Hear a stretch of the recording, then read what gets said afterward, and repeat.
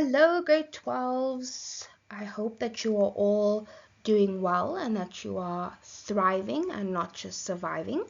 Welcome to a video where we will be looking at some past poetry questions from 2023 and 2024, because I know you guys know the work. Your head is so full of knowledge, but we are just going to make sure that you know how to take that knowledge from your big beautiful brains and put them on the beautiful paper that I will mark beautifully and receive beautiful marks from you guys.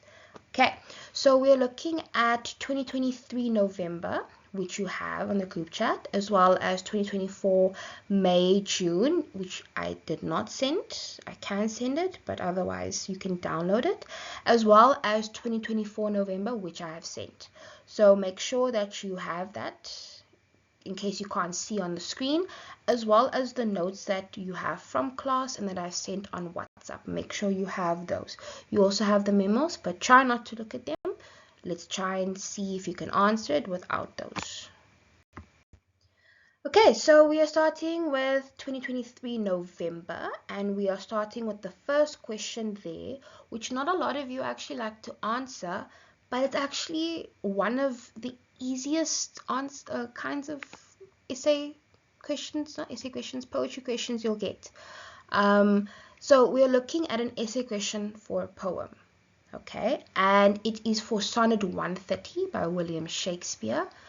Okay, so before we get into how to answer it, let's just have a bit of a run through of it.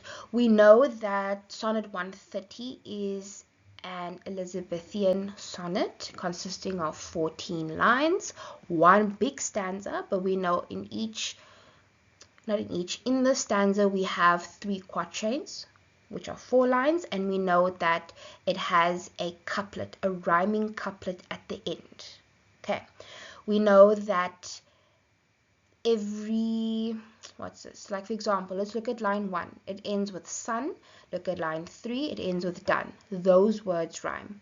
Red at the end of line 2 and head at the end of line 4, those rhyme. So you know that every second word rhymes with the next. Okay, and we know that Shakespeare is speaking about his mistress, not that kind of mistress, but his beloved, his lady, and he is kind of mocking. He's not mocking her, he's mocking all the poets of that time, right?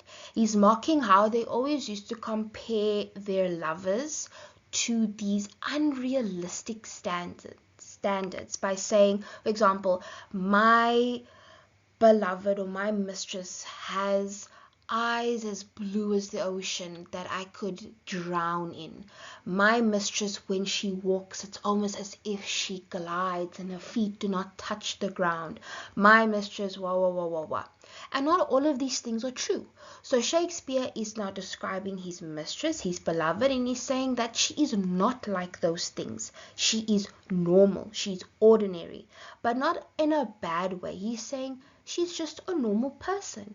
And because she's a normal person, I love her. I love everything about her, whether it's good, whether it's bad. I'm not going to unrealistically describe her. She is how she is, and she's mine, and I love her for that. Okay? And so, let's look at the essay question. It's 10 marks. And it says, the speaker mocks the manner in which women are presented in traditional love poetry. As we said, they are exaggerated. Okay. Now, discuss the extent to which you agree with this statement with close reference to imagery, tone, as well as structure. So, imagery, you need to look at what kind of pictures are created with the words that he is using, right? Tone, how is he saying it, as well as the structure. Structure being like what happens in this part of the poem, what happens in this quatrain, and so on. So let's look at it. So you'll start off by saying that we know that at that time of poetry, women were, especially their beauty, was exaggerated or compared to these unrealistic beauty standards. Okay, and we know that Shakespeare did not agree with that. He thought that, it makes it sound very insincere. The fact that you are describing your woman as up there when she is not there, okay? And it's unrealistic, it's inauthentic. He believed that you need to describe her as realistically as possible, which does not take away from her beauty, okay? And then we know that each quatrain, okay, is mocking the beauty standards of then. For example, in the first line, which is in the first quatrain, he says, "My mistress's eyes are nothing like the sun," because in those times they would say, "My mistress's eyes are like the sun," but he's saying, "Mine are nothing like the sun." Okay, and he believes by comparing, by just describing her normally and realistically, okay, he's showing his genuine love, and it is not just meaningless words.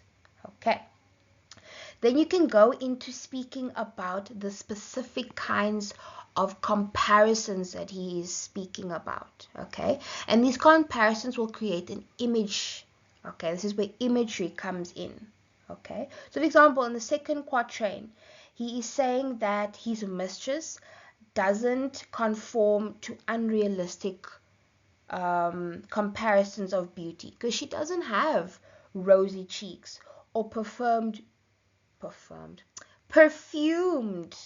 breath, okay, but she has normal cheeks, normal coloring of her cheeks, and her breath is normal. If she eats something, if I eat a pie, my breath is going to smell like I had a pie or something. It's not going to smell like rainbows and candies and all things nice in life, which is how they used to describe their woman at that time. Okay, then we are still by imagery, sorry. Then he says in the third quatrain that, he loves to hear his mistress speak, here in line 9.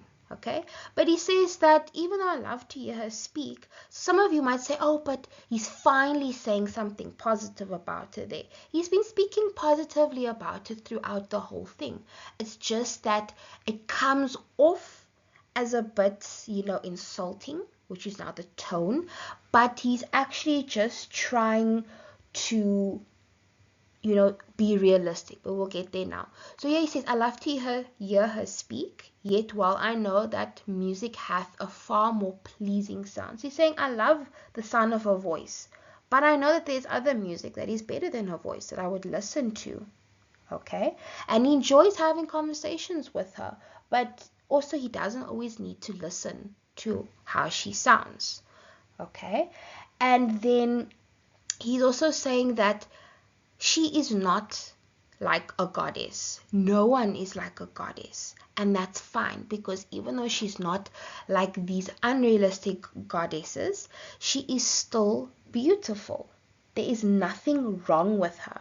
Okay, and then we see in the last two lines, which is the rhyming couplet, where it says, and yet by heaven I think my love as rare as any she belied with false compare." Okay, so he's saying, I see her as, I value her, and she's rare to me. She doesn't need to be compared to these unrealistic standards for me to acknowledge that she's beautiful or for me to appreciate her. I'm being honest, and in my honesty, I'm showing how much I genuinely love and appreciate her. Okay, so now the tone.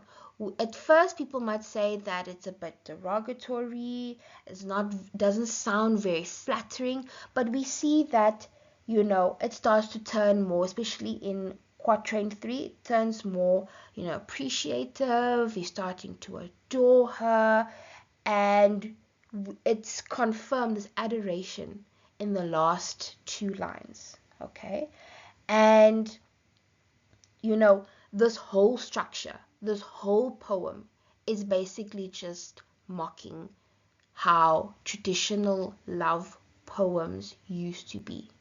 So that's basically all that you need to say. It's basically giving a summary of what you know about the poem. So if you're not sure about others, take a chance at this, because I guarantee you know more than you think. Alright, now we're on to question 2, and we are looking at Talk to the Peach Tree by Sipho Sepamla. Okay, we know that there are 1, 2, 3, 4, 5, 1, 2, 3, 4, 5, 6, 7, 8, 9, 10 stanzas. All 9 have 2 lines, except for stanza 10, which has 3 lines. And we know that this poem is talking about oppression.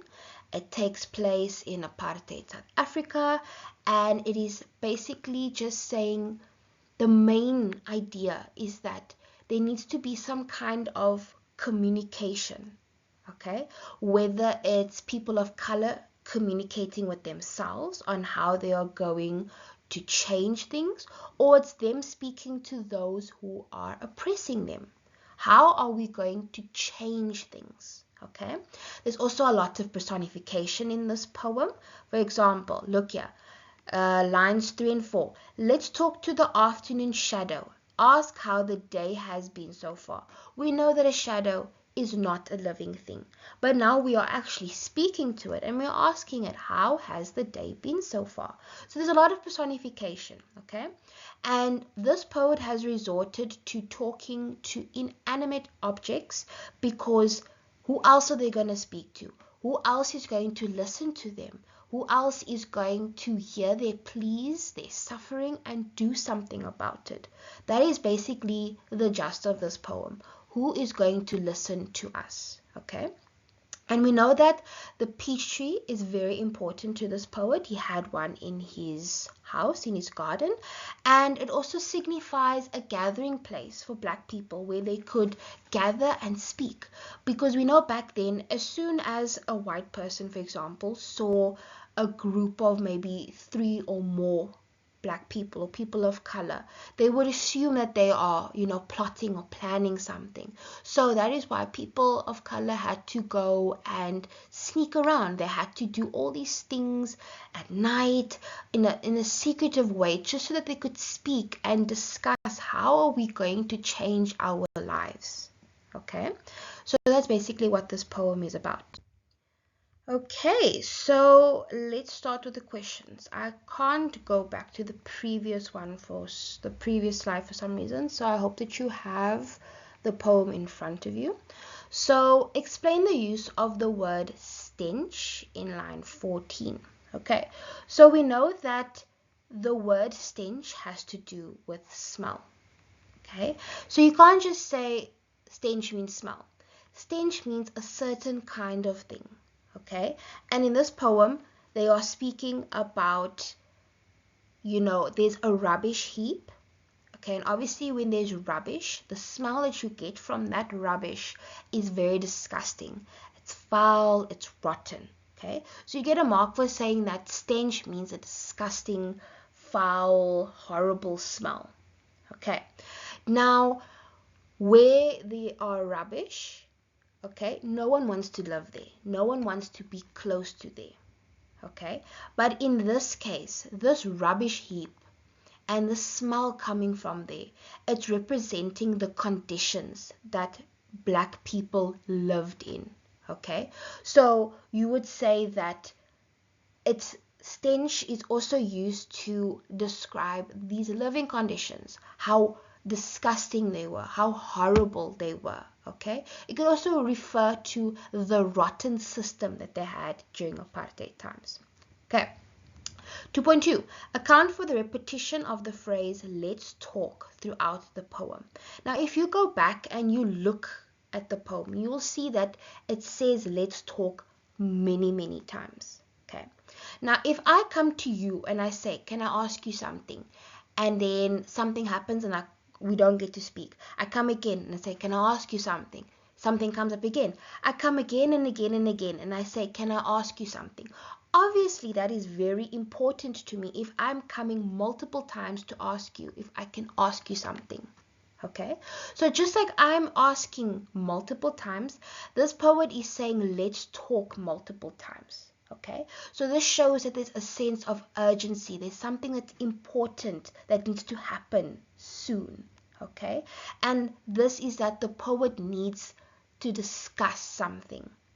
Okay, there needs to be some kind of communication happening, some kind of way to resolve what was happening. And what was happening was that people were being oppressed. They needed to find a way to get rid of the oppression, to get rid of apartheid. So they needed some kind of communication urgently and very importantly. So that is what the repetition of the phrase "let's talk" accounts for. Then 2.3, refer to lines 11 to 12, talk to the paralyzing heat, ask how long its mercilessness will last, if I remember correctly. So the figure of speech, okay, heat is obviously something that is not alive, okay, so already there we know that it is personification. Now comment on the effectiveness of the image that is created there. Okay, again, it is effective. Okay, so now you need to describe what makes it effective. How is it effective? Okay, so we know that the word paralyzing, if something is paralyzed, it means it cannot move. If something is paralyzing, it makes something not be able to move. Okay, so this heat is so hot and so strong that people cannot do anything. But we know that heat is not necessarily just the weather hot here. Okay, we know that it's referring to the oppression, and we know that the oppression is paralyzing, meaning that it is making people not have a lot of movement. It is restricting them. Okay, because of the treatment that they are making them endure. They are experiencing a lot of suffering. And the word mercilessness. Okay, mercy means I will maybe take away, I will consider, relieving you of your pain. But if you are merciless, it means that there's no saving grace for you. So we know that everything here is showing that there is this oppression that will be making people suffer, and they cannot do anything about it. Okay, and then 2.4, refer to the lines 19 to 21. Come on, I think it says let's talk to the devil itself. It's about time. Okay, so if I say to you, come on, I am now, I'm encouraging something to happen. I'm inviting you. I am saying let's do something. Okay, and the devil is the worst of the worst, and the devil lives in hell. So the devil is creating hell on earth for the oppressed people. Who is this devil? It is the apartheid government. It's the oppressive system. So they are saying, let's do this. Let's create something where we can speak to them, to the apartheid government, right? It is about time. Meaning it has to happen now. It's been going on long enough. It cannot go on further. So we need to have some kind of communication, some kind of discussion that we can, get together. We can discuss all of these things. We can come up with a solution, because this cannot go on any further. And that's it. Okay, so now we are looking at the poem Shipwreck, which you all should do fantastically in if they ask it again. And it is a poem by Emily Dickinson.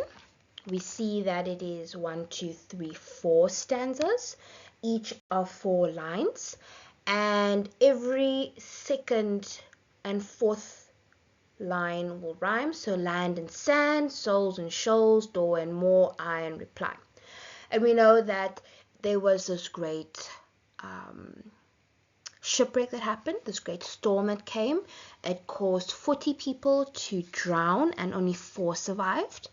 And there is this weird mood and situation, because they want to celebrate those who have survived, but also they want to mourn those who have passed. But they need to celebrate that those are alive. But. Okay. And it is so it's difficult because the people don't know how to describe and explain the situation, even to the little ones. And at the end of the day, we know that nature is the only one who knows why it does the things that it does. We don't know when something will happen, when someone will pass, when a natural disaster will happen. We don't know these things. Only nature knows these things. Okay. So, 3.1. Identify and explain the mood in line 1. So, yeah, the line says, glee, the great storm is over. Already the word glee signifies joy, happiness, even relief. Relief and happiness and joy because the danger that came with this great storm has passed. Okay, so that's why they are happy now. Then 3.2. Refer to line 7. Neighbor and friend and bridegroom. Explain why the victims of the shipwreck are described in this manner. So, a neighbor literally will live next to you, behind you, across the street. That is your neighbor. Your friend is someone who you have a lot of good memories, bad memories. You are very close to that person. And your bridegroom is literally someone who got married. Okay? Now, why are they being so specific? They are showing you that this was a community of people of various roles, whether it was a neighbor, a friend, or someone who literally just got married. Okay? And this community now has been struck with loss and tragedy. Okay? Because people with different relationships have now been, they've been traumatized because they have lost people. And it makes it more real because it's not just someone from another province that you don't know. It's literally your neighbor. It's literally your friend. Okay? So it intensifies the feeling of loss and it makes the tragedy more real because these are real people in your community that you even interact with. Okay? 3.3. Refer to lines 3 to 4. 40 gone down together into the boiling sand. Identify the figure of speech. It can either be a metaphor, okay, because you're describing the water compared to boiling sand, okay, and it could also be a euphemism because 40 gone down together is euphemism for drowning, for dying. Okay, remember euphemism is a nice way of saying something harsh, okay, or unpleasant.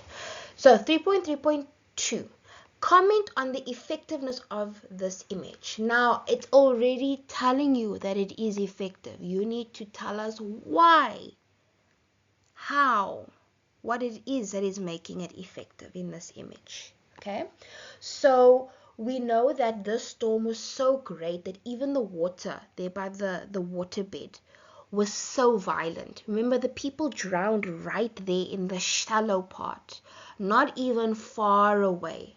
Okay, right there where it was shallow, the water was so violent, was so turbulent. Okay, it's almost compared to water that was boiling. Okay, and so it's effective because it shows how violent the water was. And because that water was so violent, it emphasizes the terror, the fear that the people who drowned must have felt because these circumstances were so terrible and horrifying. Okay, and then 3.4, refer to lines 3 to 16. It says, then a silence suffices the story, and a softness the teller's eye, and the children no further question, and only the waves reply. Critically discuss the effectiveness of these lines as a conclusion to the poem. Conclusion meaning the ending. Okay, so how does this now end it off nicely? How does it take everything into consideration? Because remember, conclusion is not just another paragraph. It is summarizing everything and closing it off. Okay, so this last stanza shows you that death, right, is final. And we don't know when it will happen. Only nature knows. And nature is such a force to be reckoned with. It is unpredictable. It is strong. It cannot be controlled, right? And therefore, people cannot explain it, okay? And we don't know when things will happen. Only nature has the answers. Okay, we know that because it says only the waves will reply. We cannot say anything. Only nature can do that. And it's beyond our understanding. And that's it. Okay, now we look at our last question of the 2023 November paper, and it is the poem of Return by Geoffrey Rocha. And it is 1, 2, 3 stanzas, all of various lengths. Okay, and we know that stanza 1 and 2 is, okay, before we get there, this poet, remember, there was some kind of struggle, oppression, war, whatever in his home country, and he was forced to leave. He managed to escape, okay? But even though he escaped, he had this big guilt and anger in himself because he almost felt like he abandoned those who stayed behind to fight for the struggle of, they want to be free. They don't want to be oppressed anymore, okay? And he is finally returning home. But as he's coming home, he says, do not welcome me. Do not cry happy tears for me. Do not give me flowers. Don't do these things because I don't deserve it. I left while you stayed and fought. So if anything, I deserve all the bad things. Give me the tears. Give me the mourning. Give me everything, okay? Don't give me the good things. So in stanza 1 and 2, he's just saying what he doesn't want. Okay, he's starting to say, all the things that he should be getting. Okay, and in the last one, he ends it off by saying the true thing that he wants. Okay, and he wants, he wants to he wants the tears. He wants all the struggles of the real heroes, and these heroes are the ones that stayed behind. Okay, he's saying these ones are the true heroes. These ones are the ones who deserve everything, not me. I wish I was like them. Okay, so 4.1. Explain the use of the word silence in line 1 in the context of the poem. So you look at the word silence, you need to understand. Silence is not just keeping quiet, right? Let's look at the poem. What's happening in the poem? How can I relate it to the poem? Okay, so we know that silence obviously means quiet, but we see here, when I return from the land of exile and silence, we know that the speaker had to flee. Okay, so this can show that wherever he was exiled to, he was lonely, he was isolated. Okay, and because he wasn't around his people, obviously he would have missed things such as speaking to them. Maybe there were language barriers wherever he was. He would have missed speaking to his family or his friends. He would have missed the sounds that were normal to him coming from his home place. Okay, and silence might also mean that he kind of felt that his voice that could have been used to assist in the fight against, oppression, it was not there. Because if you're in another place, you cannot necessarily, especially as I don't know what the word is, someone who's been exiled or someone who is exiled, you cannot now make a noise there, right? So now he feels like he could not contribute in the protest. His voice was silenced. Okay. 4.2. Account for the use of the ellipsis in line 10, where it says, no, do not bring me flowers, ... So obviously we know that ellipsis is there for dramatic pause, okay? And he is dramatically pausing after saying he does not want flowers, okay? And because there is this pause, it builds up the anticipation of what he's going to say next, and what he says next is what he actually wants. So this pause here, it stops, and now because we are waiting to see what he says next, Okay, it builds an anticipation, which brings us to the last stanza where it says what he actually wants. Okay, 4.3.2, comment on the effectiveness of this image. Oh, I skipped, sorry. 4.3.1, identify the figure of speech in the lines 3 to 4. It says, bring me rather all the dews, tears of dawns which witnessed dramas. Okay, so it is personification because dawn is not a living thing, but apparently it has tears here, okay, a human quality. So now you have to comment on the effectiveness of this image, okay. So if someone has tears, okay, most likely it's because they are sad, okay, and dawn has now been personified to the point that it has witnessed all these bad things, witnessed dramas, tragedies that brought it to tears, right? You know, when you're walking in the morning on the grass and it's wet, that dew, those are considered the tears of dawn, okay. So these tears, which is the dews, have been caused because dawn has witnessed all this tragedy, and this tragedy is the people that have suffered, oppression, and with oppression comes grief and sorrow because people have been shot dead, people have been jailed, okay, so it's all these things together. 4.4, refer to lines 11 to 14. It says, bring me only just this, the last wish of heroes fallen at daybreak, and with a wingless stone in hand, and a thread of anger snaking from their eyes. Okay, critically discuss how the final stanza reinforces the central message of the poem. Okay, so the speaker, remember we said the last stanza states what the speaker truly wants. And what he truly wants is that he wants justice for the people who have lost their lives while fighting in the struggle for freedom. Okay, and those who have died during this cause, he sees them as heroes. Okay, and they fought in a difficult and a hopeless battle. Hopeless because it says here wingless stone. Now we know stone is not a light thing. If you throw a stone up, it's going to come down very fast, very heavy. Okay, and imagine how if a stone had wings that could support it. You throw the stone, even though it's heavy, the wings would support it and carry it. But now this stone does not have wings. So as soon as you throw it, it's going to come down.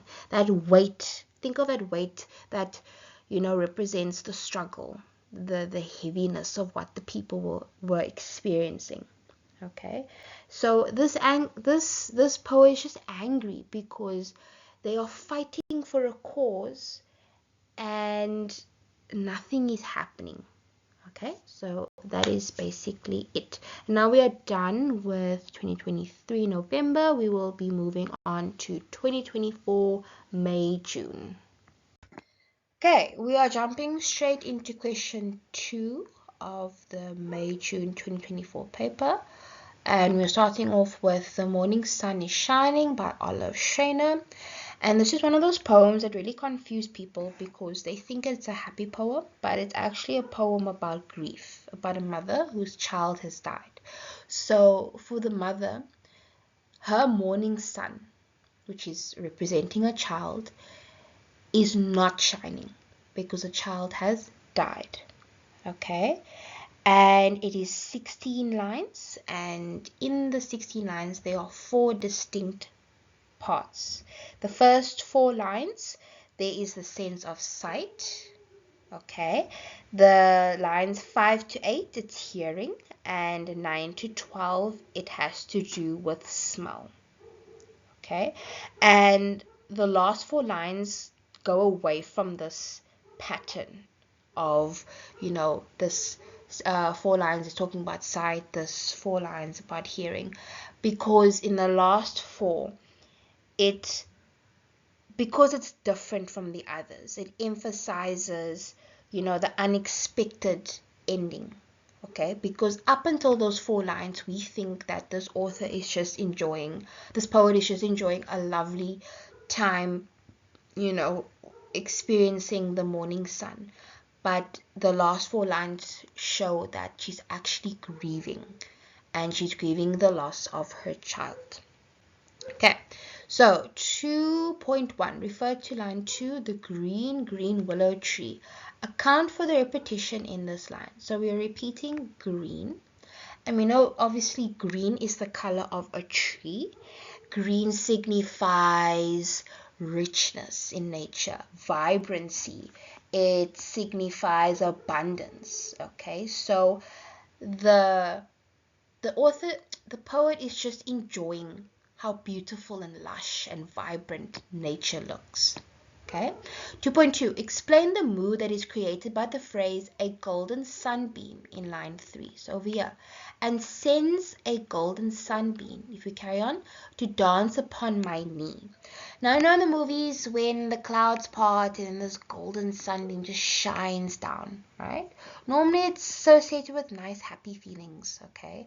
And we know that if we get some sun, on us, on any part of our skin, it makes us feel warm. Okay, it's happy, it's cheerful, it's comforting. Okay, so this mood is created, it's happiness, it's joyfulness, because this light, okay, it's warm also, and it brings comfort. Okay, so it's basically just being in a happy state of mind. Okay. 2.3, refer to line 9. The earth is clothed with beauty. So the figure of speech is obviously personification, and discussing the effectiveness of this image. Basically, it's just saying that the earth is covered or decorated with beauty, okay?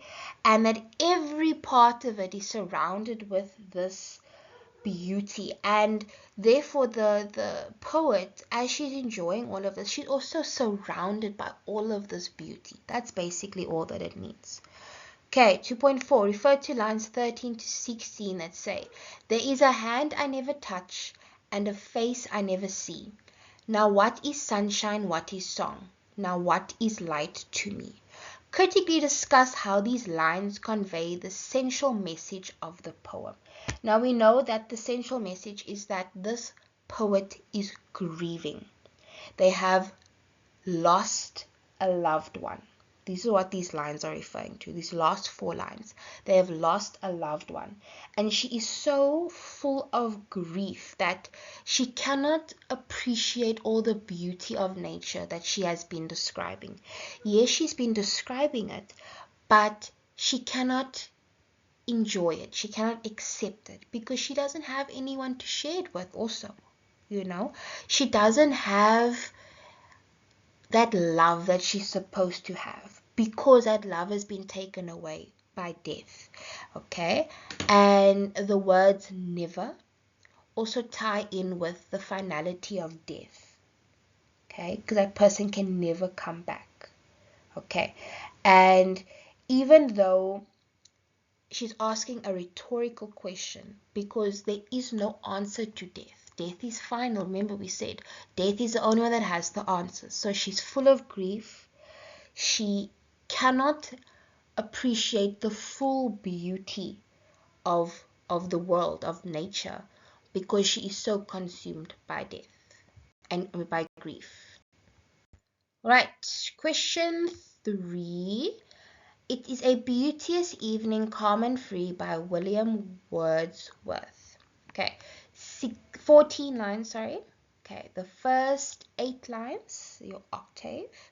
The poet is speaking and admiring the beauty, the tranquility of nature, right?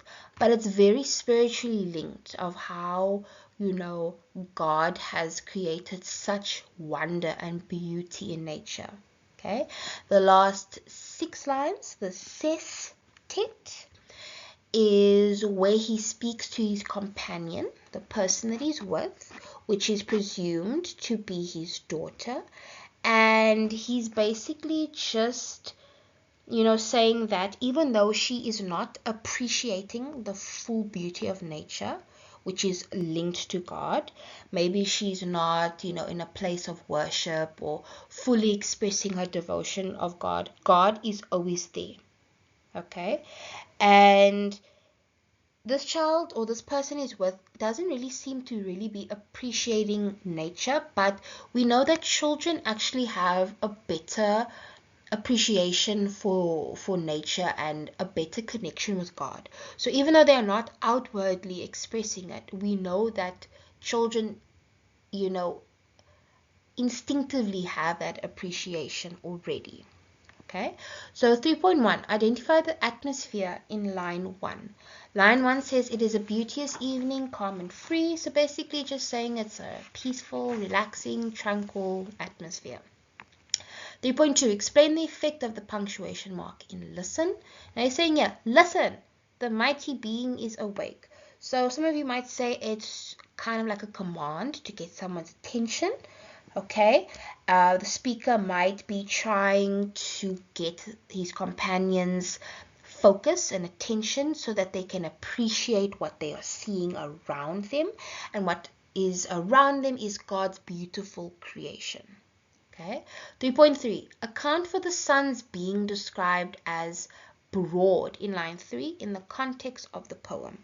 So yeah, breathless with adoration, the broad sun is sinking down in its tranquility. So if the sun is sinking down and it's becoming broad, we know that it is sunset. Okay, and with sunset, we know that it's beautiful. It is colorful. Okay, and the sun sets, where you see there by the ocean. So this sunset with all its colors is showing in the ocean, right? And have you ever seen something so beautiful in nature that you were just like, wow, there has to be a God. There's something so beautiful that there has to be a God that created something so beautiful. So it's basically saying that. 3.4, refer to lines 6 to 8, the mighty being. The mighty being is awake, and doth with his eternal motion make a sound like thunder everlastingly. Discuss the effectiveness of the simile in these lines. So what two things are being compared? We know that the noise of the crashing waves is being compared to the sound of thunder. Okay, and we know that thunder is loud, it's powerful. So therefore, the waves will be loud and they will have lots of power. Okay, and again, it relates back to the fact that these waves that are so powerful and loud, same thing with the thunder, it is evidence of God's creation, because who created something so powerful? Okay. 3.5, critically discuss how the structure of the poem is used to convey its central message. Okay, so now the structure. We look at the octave and we look at the sestet. Octave, the poet is speaking about the beauty of the nature around him, which was created by God. Okay, he is so amazed by the tranquility and the gentleness. Words from here, if you're going to use them, remember you have to quote them. He is so amazed by the tranquility and gentleness that is around him. Okay, and he's just like, wow, nature is just so beautiful and so amazing and so powerful, and it's all linked to God. Okay, and then in the sestet, the last 6 lines, he's saying that children don't always realize, or they don't always think, as deeply as adults do, right? But they are still close to God. So even though his daughter is, we presume he's talking to, even though she is not like, wow, look there, oh my gosh, you're so right, she can still appreciate, the nature, and she still has a good close relationship to God, because this is what children have. Again, they have that instinctive appreciation of God's power and his love. All right, now we are looking at the last question of this paper, which is question 4, the child who was shot dead by soldiers in Nyanga, by Ingrid Jonker. Okay, we see 1, 2, 3, 4, 5 stanzas, all of various lengths, okay? And we see that the last stanza is literally just one line, but it is one line for a purpose, to bring back the attention, to bring in that, central message of the poem, okay? And a quick summary, we know that there was a child who was shot dead, right? And we also know that it's referring to a specific child, yes, but we also know it's referring to all the children who lost their lives while they were fighting against the struggle of oppression and for freedom, right? We also know it represents the innocence that was lost because children literally had to grow up and fight for their rights and their freedom. We also know it's children who are angry at their parents in the previous generations for not, being as active as them by just, accepting what they did without fighting. Okay, so that is what we see here, and it's basically just talking about, the brutality that they experienced. Okay, and it's how, and I mean, the word soldiers represents, the military, represents all this oppression that was present during those times. Okay, I'm about to go on to the next slide to make sure you have this poem in front of you somewhere else. Okay, 4.1. Identify and explain the mood that is created by the phrase raises his fist in line 2. Okay, so the mood is one of militancy, of anger, of rebellion, and if someone raises their fist, right, normally it's because they are defying something or they are resisting something, and in this case they're resisting the oppressors.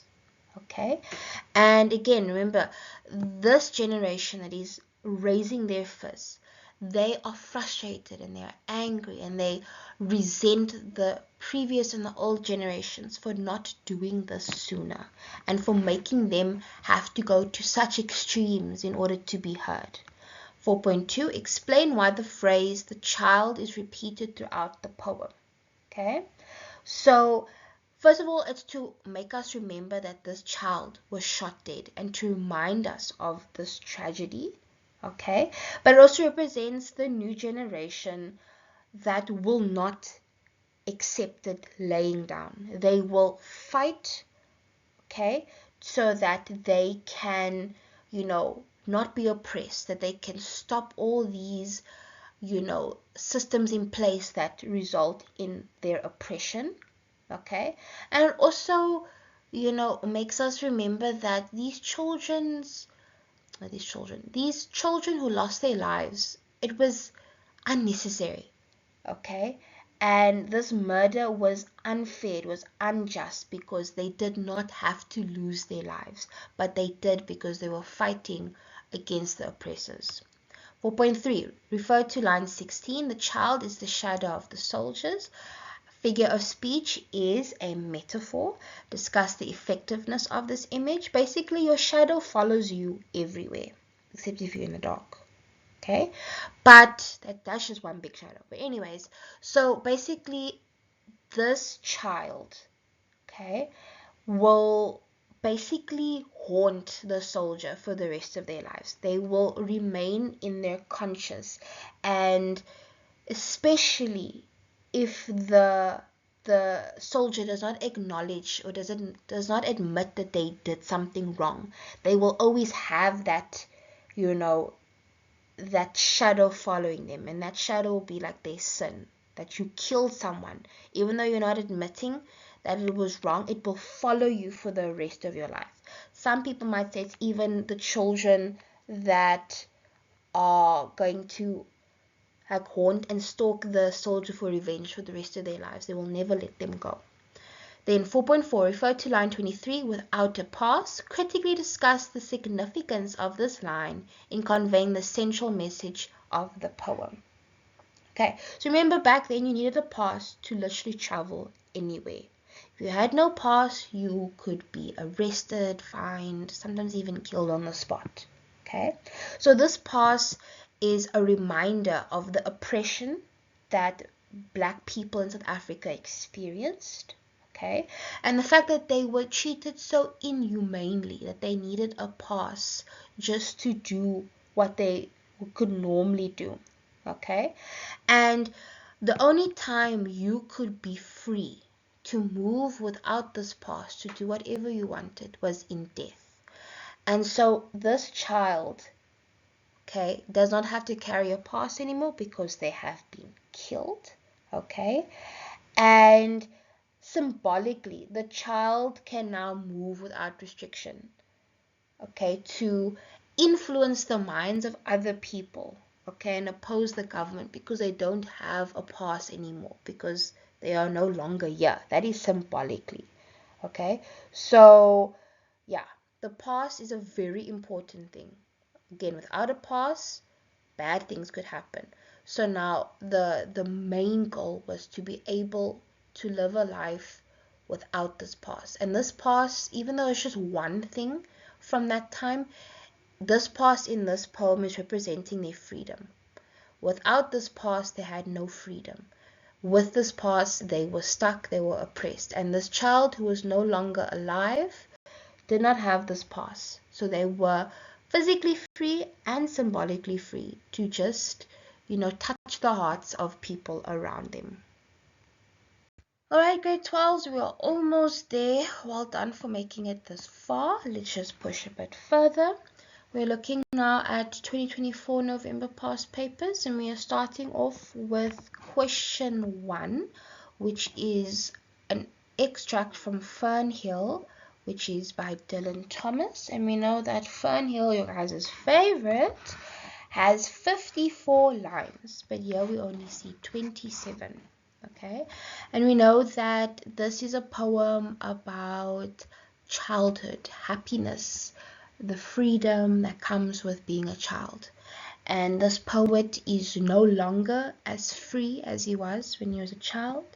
He is nostalgic. He remembers all the happiness and the freedom, how his imagination could run wild, and how he has lost all that innocence. He's lost that time. He has just lost it all. And when he thinks back to his childhood, the only memories that he has that make him happy refer to this farm where he was, where he could just be anything that he wanted to be. Okay, so make sure you have it in front of you because I need to move on to the next slide and I cannot go back. Okay, so the essay question says, childhood is a time of innocence, joy, and wonder, but sadly it does not last. With close reference to diction, imagery, and tone, critically discuss the above statement in relation to this extract from Fernhill. So now because they're saying diction, you will most likely, not most likely, you will definitely have to have multiple quotations in there. Because remember, diction is the choice of word. Okay? If I am using the word frustrated, right? I'm using that word specifically for a reason. Okay? As compared to the word bothered, right? They could mean similar things, but I'm using frustrated for a certain reason, whereas bothered will bring about a different kind of meaning to whatever I'm saying. Okay, so now we need to speak about innocence, joy, wonder, and about childhood with all of these qualities not lasting.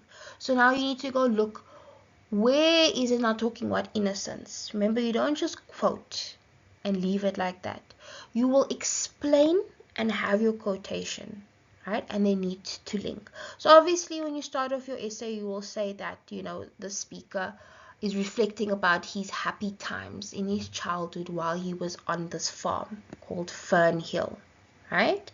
And now we are going to start, using our diction. Start quoting while we are on this topic of him on the farm, because we know that he had a lot of fun and happy times, right?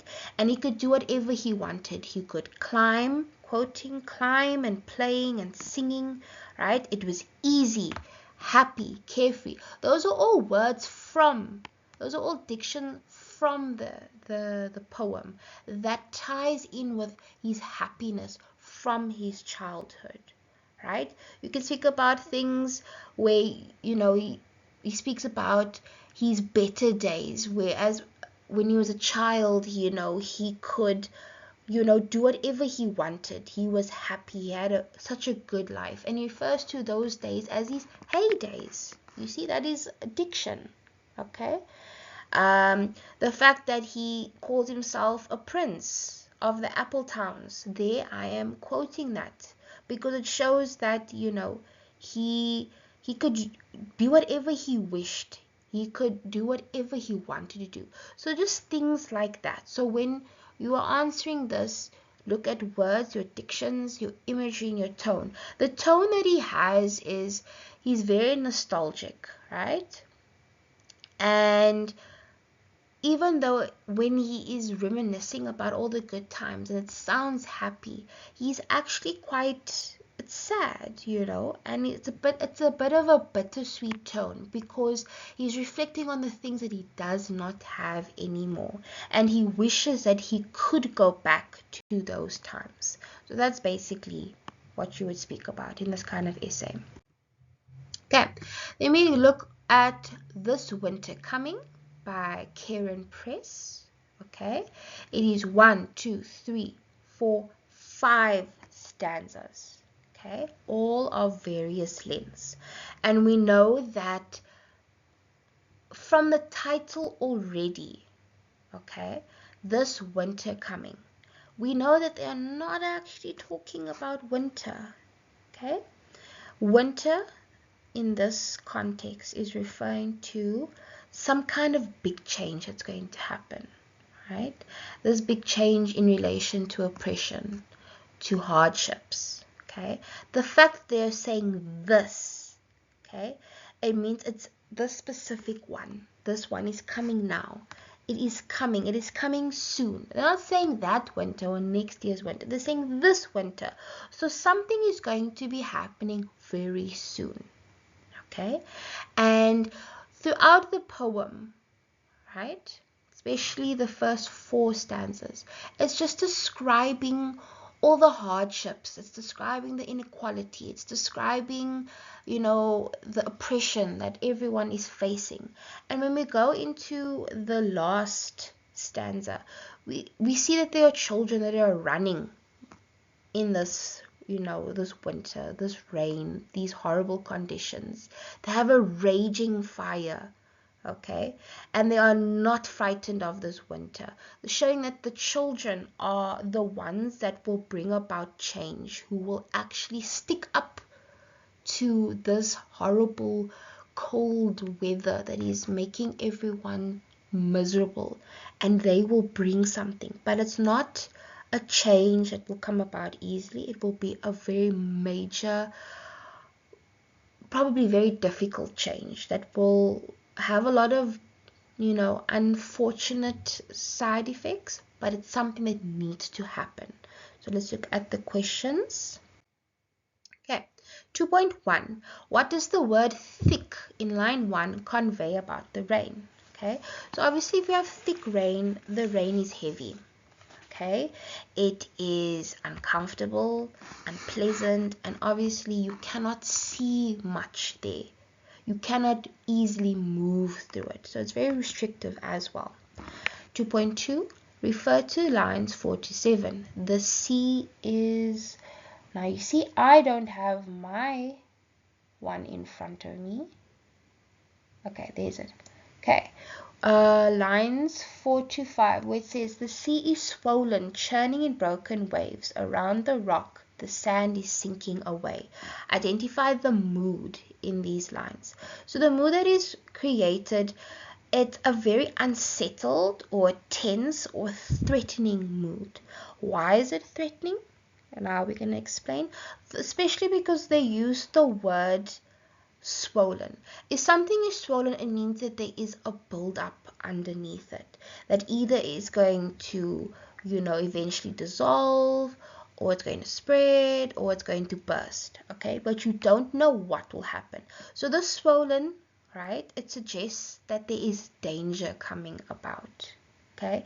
The words churning and broken, the diction, the kinds of words that they're using, these words are associated with violence and chaos, which adds on to this very threatening, hostile, tense mood, okay? And the sinking away of the sand shows that even the sand is frightened, you know, by the danger that's going to come about by the storm that's going to change everything. Okay. 2.3, refer to lines 24 to 26 that say, into the rain the children are running, thin as the barest twigs. They kindle a fire to fight the winter. Comment on the effectiveness of the simile. The simile being that these children are being compared to the barest twigs, meaning that they are very thin, they are very malnourished, underfed, underweight, so on. That is the simile there. Also, that means that they don't have enough clothing. They have the barest amount of clothing. So that obviously means now that they are going to be very uncomfortable and unprotected against this cold, rainy weather. Okay, and this is showing that they live in a very harsh reality, but they are still willing to run in this rain, to kindle a fire, to fight this winter, to fight the oppression, because they want freedom. And then 2.4, refer to lines 18 to 23 that say, on every corner men standing, old stumps in the rain, tombstones engraved with open eyes, watching the bright cars full of sated faces, pass them, pass them, pass them. Who is not frightened? Critically discuss how these lines convey the central message of the poem. Okay, so before we carry on, you see there's a lot of enjambment, a lot of carrying on from one line to the next. Okay, so these men are being compared to gravestones, but their eyes are open. So they are basically almost dead. And why are they on the corners of the street in this cold, rainy weather? Why are they not at home? Because they do not have proper homes. They have to now stand and look for jobs. They don't have proper shelter. They are poor, okay? And they are being contrasted with those who are financially stable and well off or privileged, who are driving past them. Like, it symbolizes the amount of people that are privileged compared to them, okay? And it's showing inequality. But we know that something is going to rise up. Something is going to come that is going to fight all of this. But it's going to have consequences for everybody. Alright, I don't know what is happening. I can't carry on recording for the other two, but I'll see if I can't make a separate video. But I just want to wish you guys good luck. Please do not sabotage yourself by not going over all the poems. Practice, practice, practice. You guys got this. You know the work. Just practice, as I said, taking that knowledge from your beautiful, smart brains and putting it on paper beautifully. I don't need you to use big words. I don't need you to try and sound exactly as the memo. Try and be as straight to the point as possible. Okay? Put the main things in. Try your best. Make sure you get enough sleep. Do not study only the day before, please. Practice, practice, practice. You guys got this. Take care of your mental health. Push, push, push. Give me my level 20s. You guys are going to be fantastic. If you have any questions, you know I'm just a message away. You guys got this.